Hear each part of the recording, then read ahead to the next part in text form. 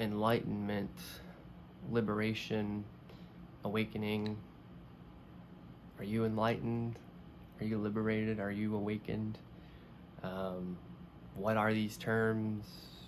These are terms that often get talked about and thrown around in conversation whenever there's maybe a deeper spiritual path or non-path conversation, whatever it may be. Maybe a little cliche. I went through there was a season in my apparent journey where I was very reluctant to even use these terms, because it all felt like an ego inflation.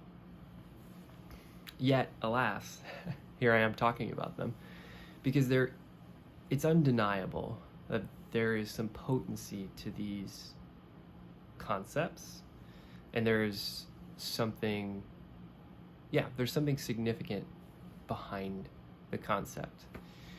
And there's a lot of interweaving amongst the concept and some differences. So I wanted to make a video and just really unpack some of these concepts, and really just to say that this is my entire motivation. Well, not my entire motivation, but one of my key motivations of even making these videos is that through non-duality, through recognizing the non-dual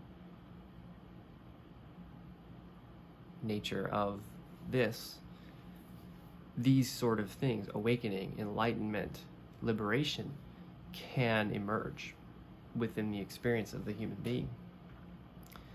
And they are wonderful things. So let's get into it, shall we? So I guess I should start with awakening, because the awakening appears to be, for most, what comes first. Interestingly, in my experience, and just from gleaning from others, from teachers or whomever, is awakening seems to be the most spontaneous, and therefore sort of elusive. So in my view, awakening is often a paradigm shift. And it's often something that seems to happen that is somewhat spontaneous. A lot of people who will report awakenings talk about how they had nothing to do with it. So, for me personally, my story is there's been a handful of those sort of very potent awakening experience where there was a clear distinction of before and after. And, in some cases it was a day where, like, boom, or a moment even, where, I was in tears and I was never the same after that brief moment. Another experience was longer, a couple weeks, where everything was different. And then there's often a cooling off period after it. But what I will always say is, in all of those experiences, there was never anything that I did to bring it about. It just seemed to come out of nowhere. And perhaps this is why religions such as Christianity, which is my primary background, talk about grace. Grace is an undeserved or unwarranted favor. And that's sort of how awakening seems to me, at least, is it comes out of nowhere, and it's absolutely wonderful in that it just shifts your paradigm of how you see reality entirely, how you see yourself, how you see reality. And then we get into the concepts of liberation and enlightenment. Now, I was actually when I was first thinking about this video, wasn't even actually going to touch on awakening, because because it is so elusive and seemingly spontaneous. It's harder to talk about. Now, that said, to go back a second, there is an element of cultivating an environment in which awakening can be more likely to happen. It's sort of like farming as an illustration. If you really well plow your field and plant, you're more likely to have something grow. Now, you don't do the growing. It's something that almost like a magical component of reality, that something grows out of a seed. And so again, what we can do is cultivate the environment in which the awakening can emerge. And I would go more into the apparent story of Dave in a different video, but there were definitely things happening in life that seemed to cultivate that environment. But now, to talk about liberation and enlightenment, I guess the first thing that I'll say is I still don't really like the term enlightenment. I much prefer liberation, because enlightenment, to me at least, is like adding something to yourself. I'm enlightened. And I know that there are people with healthier views of enlightenment that wouldn't say that. But to me at least, it has that connotation of sort of like an ego inflation of specialness. And I'm enlightened. Or projection of specialness. That person's enlightened. And I think that is a big distraction of what enlightenment really is.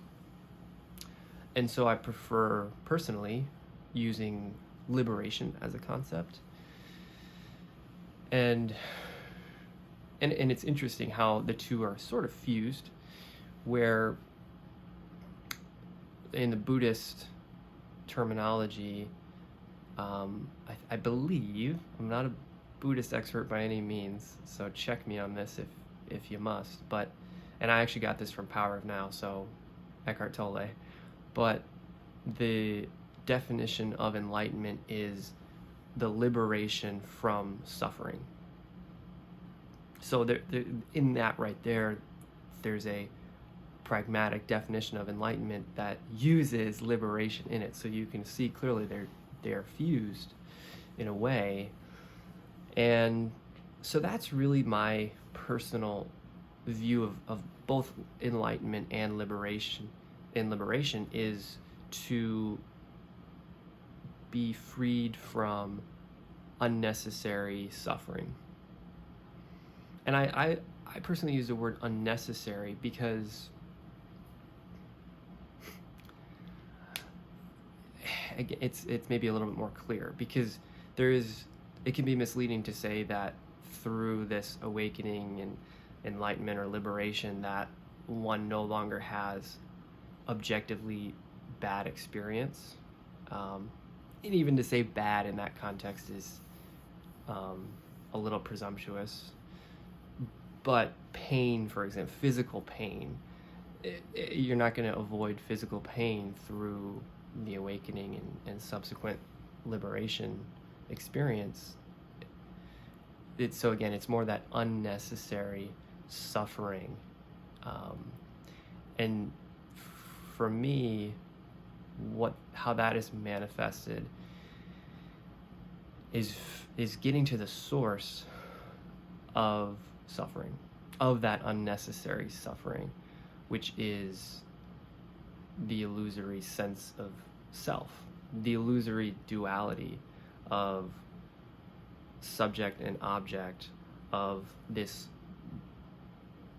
separate individual having the experience of a body, of the world. That is the source of this unnecessary suffering.